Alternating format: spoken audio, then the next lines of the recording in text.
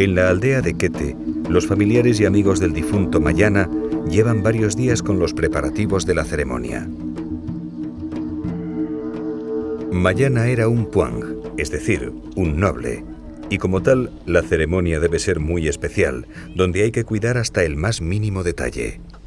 Una vez que terminen de engalanar el poblado, deberán construir otro nuevo, no muy lejos de aquí, para albergar a los invitados. Allí será donde se celebrará el funeral. Para la familia de Mayana, esto supondrá su más absoluta ruina, y tendrán que pasar varias generaciones hasta que la deuda quede saldada, unos 5 millones de pesetas. Para costearlo, han tenido que vender campos de arroz, ganado y pedir prestado dinero a los familiares más pudientes. Pero hay que impresionar a los dioses, y si Mayana queda contento, la familia tendrá asegurado el cielo.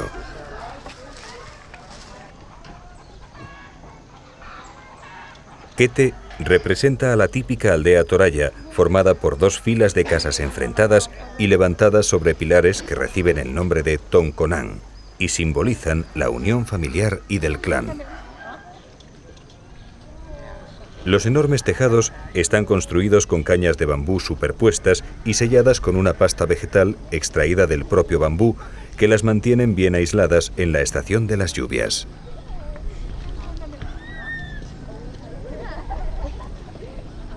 La fachada está adornada con pinturas geométricas y cada color posee un significado. El rojo simboliza la vida humana, el blanco es el color de los huesos, un símbolo de pureza, el amarillo representa la bendición de Dios y el poder, y el negro la muerte y la oscuridad. Una cabeza de búfalo tallada decora la parte central de cada vivienda.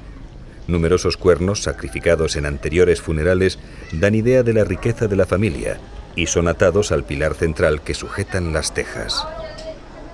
Estas casas están muy relacionadas con las tradiciones toraya, y una de sus funciones es servir de recuerdo constante de la autoridad de las familias nobles originales cuyos descendientes las han mantenido, y no pueden ser compradas ni vendidas. Pero lo más curioso de esta arquitectura es la forma de sus tejados, y sobre su origen existen varias teorías.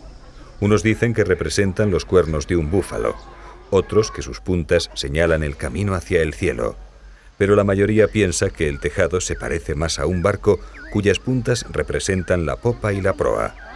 Las casas están encaradas hacia el norte, posiblemente porque sus antepasados vinieron de esa dirección en barco y a su llegada los invirtieron para utilizarlos como refugio.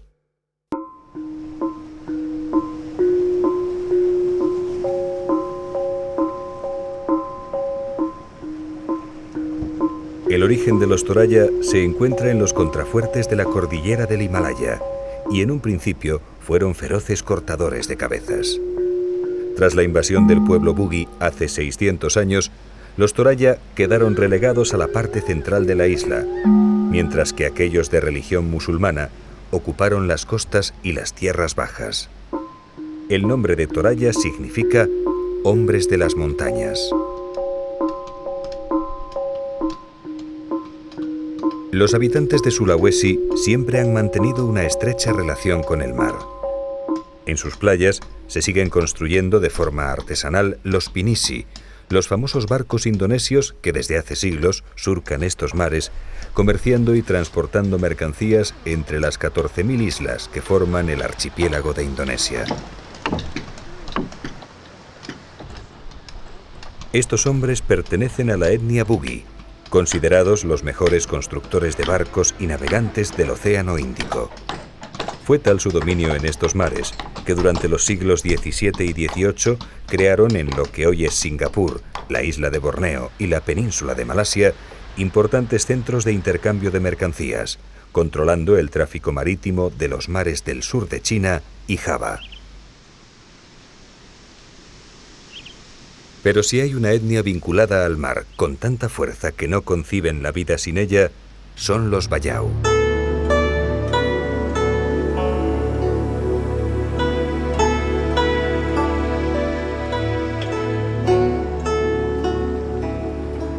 En el otro extremo de la isla, en las tranquilas aguas del Golfo de Tomini, estos nómadas llevan siglos dominando el mar.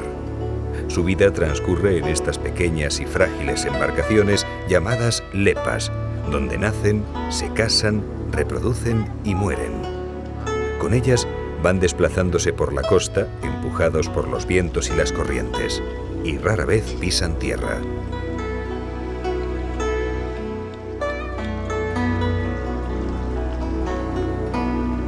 Es tal su relación con el mar que cuando bajan a tierra se sienten infelices.